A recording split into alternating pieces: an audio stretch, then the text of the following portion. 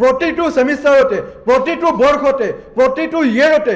আমাৰ ছাত্ৰ ছাত্ৰীসকলৰ নামভৰ্তি বিনামূলীয়া হ'ব লাগে আৰু এইটো আম আদমি পাৰ্টিৰ দাবী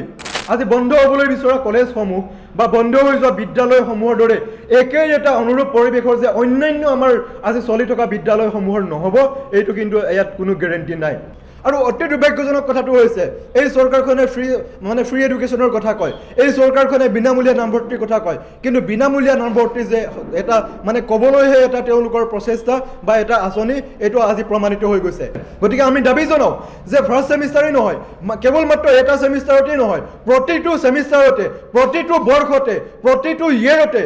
আমাৰ ছাত্ৰ ছাত্ৰীসকলৰ নামভৰ্তি বিনামূলীয়া হ'ব লাগে আৰু এইটো আম আদমি পাৰ্টিৰ দাবী আৰু অতি দুৰ্ভাগ্যজনক কথাটো হৈছে আজি আমি বিভিন্ন কলেজৰ আমাৰ মুৰব্বীসকলৰ লগত আমি আপোনালোকৰ সংবাদমেল সম্বোধন কৰাৰ আগত আমি কথা পাতিছিলোঁ তেওঁলোকে আমাক এটা কথা জানিবলৈ দিছে এই যে বিনামূলীয়া নামভৰ্তিৰ কথা তেওঁলোকে কয় বিনামূলীয়া নামভৰ্তিৰ কাৰণে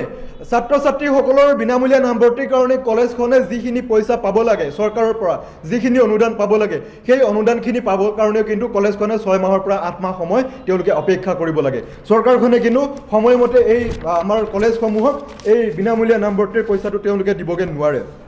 শিক্ষামন্ত্ৰী ডক্টৰ ৰনোজ পেগু ডাঙৰীয়াৰ দিনত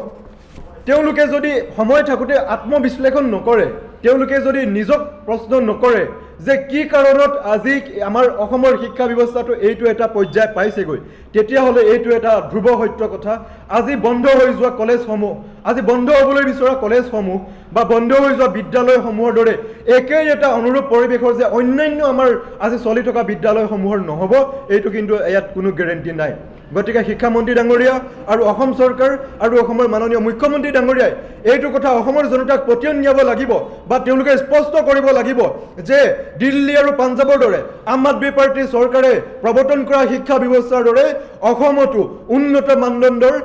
মানদণ্ডৰ গুণগত শিক্ষা তেওঁলোকে প্ৰৱৰ্তন কৰিব পাৰিব বুলি তেওঁলোকে কথা দিব লাগিব আৰু আমি কথা দিছোঁ আম আদমি পাৰ্টিৰ চৰকাৰ হ'লে দিল্লী আৰু পাঞ্জাবৰ দৰে বিশ্বৰ বুকুত ফেৰ মাৰিব পৰা আমি উন্নত গুণগতৰ মানদণ্ড আমি অসমত প্ৰৱৰ্তন কৰিম